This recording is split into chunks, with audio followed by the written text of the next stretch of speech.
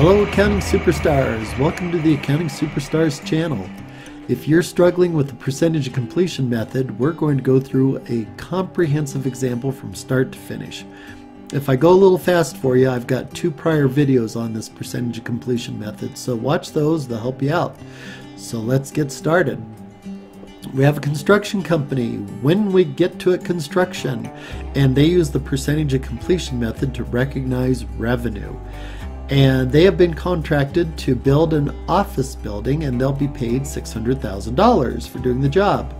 So the month of June comes and goes, and we talk to the engineer in charge of the project, and we say, Mr. Engineer, how much is it going to cost to do this entire project from start to finish? And the engineer comes back and says, well, I'm guessing that the project will cost $450,000. And so we ask the engineer, well, how much have you spent to date? And the engineer says, well, today we have spent $100,000. So now we need to figure out the percentage complete so we can recognize the proper amount of revenue. So we're using the cost to cost basis. So what that means is we will take this $100,000 and divide it by the grand total $450,000 and see what percentage complete we are. And it appears we are 22% complete.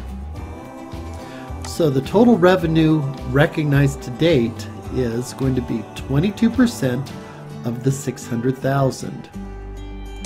So there we go. Now here in the gray area here, and I put an arrow next to it also to make it really stand out, these are the critical numbers that we need to do our accounting. And so these gray areas during this first month aren't going to make a lot of sense. It'll be simply repeating what we already know, but you'll see why I'm doing this. In fact, the key to being successful at this is being very, very organized.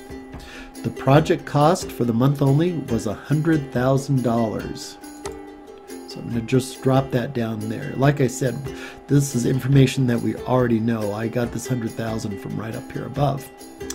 And the percent complete for the month only, well, we have 22% of it done. There we go. That comes from right up above.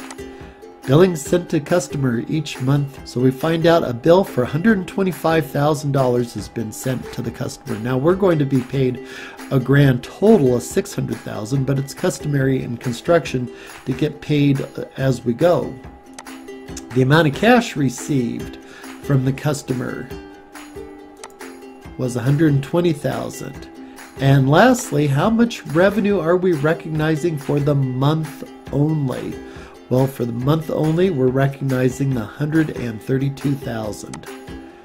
Here we go, $132,000. There we go. And I put it in large, bold numbers here so it'll stand out.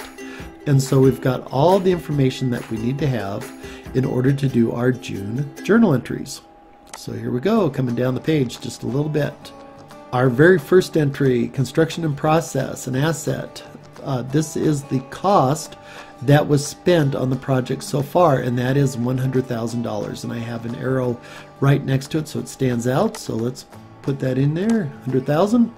And normally we would credit all kinds of things. We would credit accounts payable, wages payable, taxes payable, you name it, payable. And we're just going to pretend that they spent cash for all this. So the credit will be the same as the debit. So we have our very first journal entry done. Our next entry is the amount of money that was billed to the customer. And that was $125,000. And again, I've got this in gray and an arrow pointing to it so it stands out. So $125,000.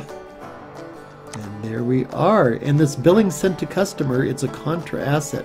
It's a contra asset against the construction in process. And down below, I'll show how that works. How much cash came in? Well, the cash that came in from the customer was $120,000. So I'm going to click there, and we're going to decrease accounts receivable by $120,000. And here's the last entry that we're going to do for the percentage of completion method. So construction and process expense, this is going to be $100,000. And the reason why I know that is because it's always the exact same number as the construction and process up here. This is going to go on the balance sheet, this 100,000 and this 100,000. They're identical, and this one's going to go on the income statement. I put it in dark blue to highlight that it's going to go on the income statement. In fact, out of all these journal entries, only 2 of them show up on the income statement: the construction process expense and the revenue. So let's do the revenue. So how much revenue was recognized? I put it right here in bold, and there's a blue arrow pointing at it. 132,000. Now, our journal entry doesn't balance. The debits do not equal the credits, and so to make it balance, we need 32,000 right there. And that represents the gross profit. And strangely, that gross profit is going to go onto the balance sheet. Pretty weird, but that's how this works. So coming down to the balance sheet. So here's the balance sheet. So all we're doing is we're putting the construction and process in here, and we've got 100,000 right here, and we've got, where did it go?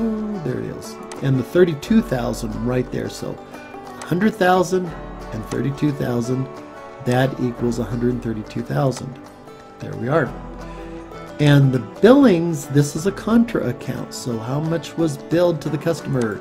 125,000 was billed to the customer. So this should be 125,000, and it turns out that it's going to be a negative 125,000 because it's a contra account. In other words, the construction and process are debits, the billing sent to the customer is a credit. You can see that the billing sent to the customer is a credit here. So the balance here should be simply $7,000.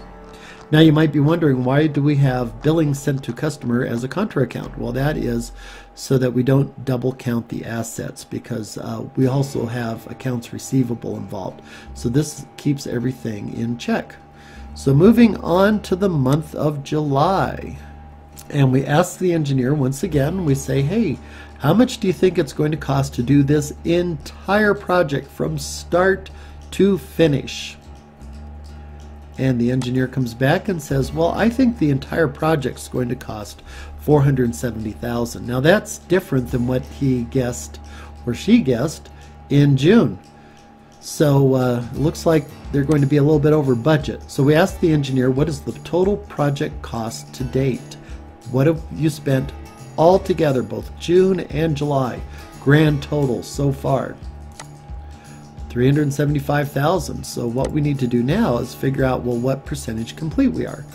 And all we're going to do is take the 375, divide it by 470. All we're going to do is take the 375 and divide it by the 470 and find out the percentage complete to date. And it looks like we're 80% complete. So the total revenue recognized to date is going to be 80% of $600,000. There we go. So coming down to the gray boxes with the arrows pointing to them, these are the numbers that we're going to use in our journal entries.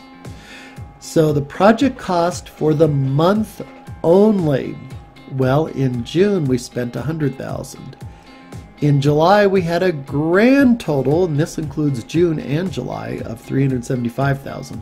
So if we subtract one from the other, we'll find out, well, how much was spent in July. So it looks like $275,000. Next, the percent completed during the month only. Well, so far, grand total as of the end of July, we have 80% complete. And back in June, we were 22% complete. So if we find the difference between these two numbers, we'll find out that we are 58% complete. To say it all another way, 22% plus 58% equals 80%. There you go.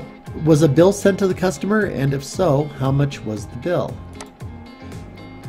The bill was $300,000. Now this is the bill sent during the month of July, and I was careful to label this so we could clearly see that. Billing sent to customer each month, $300,000. All right. Cash received from the customer, $280,000 was received from the customer. Revenue recognized during the month only. Well, here's what we're going to do. We're going to take 58% times the 600,000. There we go, 348,000. So let's do the journal entries. So construction in process. How much did they spend during the month only? Well, I've got it in gray here and I've got a blue arrow so we can find it. 275,000. And we're assuming it was all paid in cash, and in reality it probably wasn't, but that's just, we're assuming it to keep the problem simple. Accounts receivable. So how much was billed to the customer? The customer was billed for 300,000. I've got that in gray, blue arrow next to it so we can find it. 300,000. And here we go, billings sent to customer, 300,000. The amount of cash. How much cash was collected? 280,000. There we go, and that is credited to accounts receivable.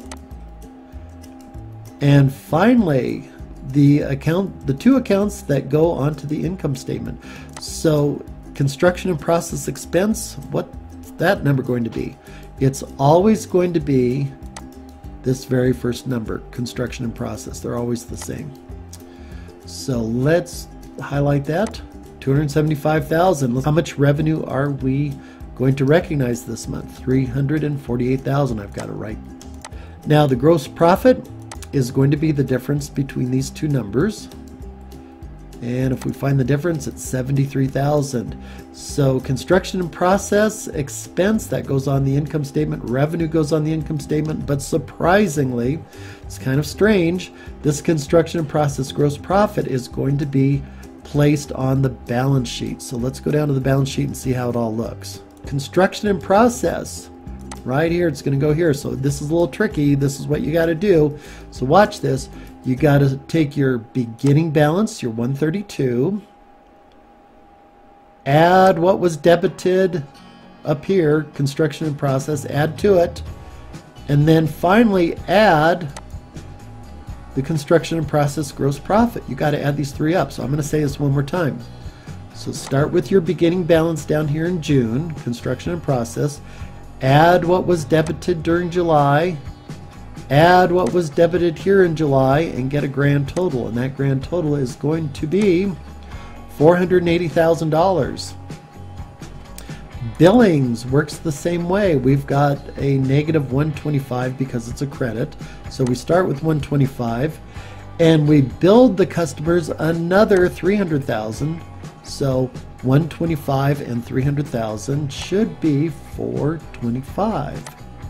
There it is, and it's a contra account, goes against. So finally here, costs and recognized profit in excess of billings, simply going to be the difference between those two numbers. There we go, $55,000. Now, one more time, the reason why billing sent to customer is a contra account, it's because we don't want to double count the assets because we have accounts receivable involved also. So it's a little mechanism to keep things in check. So here we go. Let's go to August.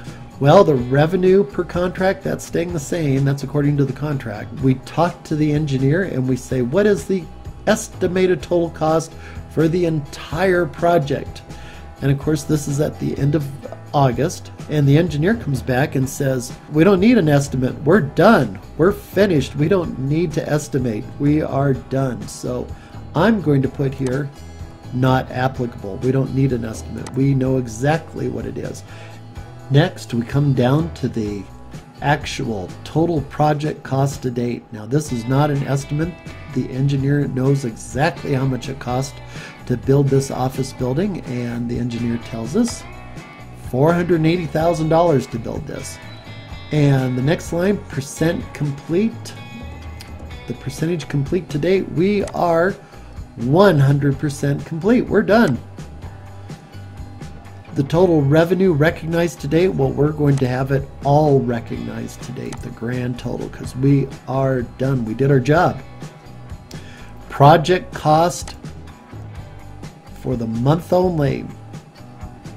Here's how you figure it out. In August, we had a grand total cost of $480,000. Right here. In July, our grand total cost to date was $375,000. So the difference between these two numbers is going to be what we spent in August. To say it all another way, in July we spent $375 grand total. In August, the grand total is $480,000. So how much did we spend in August? $105,000. Percent complete for the month only. Percent complete for the month only. It's simple. All you do is you say, well, we're 100% done now. In July we're at 80% done, so that makes us 20% for the month of August. Now what you can do to double check here is add it up. There we go. 100%. So it's always good to double check. Make sure that these percentages do in fact add up to 100%, and they do. Coming down the list here, billing sent to the customer each month. Well, we have to find out, was a bill sent to the customer, and if so, how much? And here we go, $175,000, and it wouldn't hurt to add this line up horizontally either and see if that adds up to the total contract amount. And it looks like it does. The contract was for $600,000, and we billed the customer a grand total of $600,000 right here. Cash received from the customer each month. So we have to find out, did the customer pay us and how much? Yes, they paid us $200. I wonder if they're totally paid up. Let's find out. Let's add this all up. And that adds up to $600,000 also. So the customer is all paid up. That's terrific. And so the revenue recognized during this month only. So what we're going to do is, since we completed 20% of the job in August, we'll multiply that by 600,000. See what we get here. 120,000. And finally, it's really important to add this up also horizontally and make sure that it all adds up. It's good to double check your work as you go. Construction in process. So what we're going to do here is put the amount that was spent, and the amount that was spent, if you can see it here, there we go, was $105,000. So there we are, 105, and we're assuming that we paid in cash, although it's probably in reality lots of different things. Accounts receivable. So how much was billed to the customer? Well, the customer is billed for $175 right here. I've got it in gray, got an arrow pointing to it so it stands out. $175,000 and $175,000. Cash. How much cash came in from the customer? Well, $200,000. I've got it right here. Blue arrow pointing to it. $200,000. And finally, the entries that are going on the income statement. So here we go, construction in process. Well, how much was spent? It's always going to be the same as this very first number, $105,000. Revenue, how much revenue is being recognized? $120,000 for the month. There you are. So construction in process, gross profit, it's going to be the difference between those two. $15,000. We are almost done here, folks. What we have to do here is we have to close out this project because the project is finished. It is done. And if we were to add up all the debits to the construction in process, like the $100,000, the $275, the $105, and the 32 and the 73 and the 15, if we were to add up all those numbers, it would equal $600,000. Also, if we were to add up the billings sent to customers, the 125, the 300, and the 75, that would all add up to 600. In fact, you can see that up here. We did that once before. So we need to close out these accounts because the project is finished. So I'm going to put $600,000, close it out, and I'm going to close out the construction in process because we're done. And coming down to the balance sheet, our construction in process, once we closed out those entries, that should equal 0. I wrote here close, so you know that there's nothing there. 0. Billings sent to customer, closed. 0. And this is all closed out. It is done. So ladies and gentlemen, we have completed the percentage of completion method from start to finish. I hope this helped you out. The key to success here, folks, there's really 2 keys to success. One key is be ultra organized. If you're not organized, you'll get confused and mixed up. So be super organized. The second key to success is to understand that the journal entries are very mechanical. They're straightforward. There's only 1, 2, 3, 4 entries really, and then at the end of the project there's a 5th entry to close it all out. So double check your work. Well, I hope you enjoyed this video. Hope it helped. Let me know if there are other topics that you want to hear about, and we'll see you later. Over and out.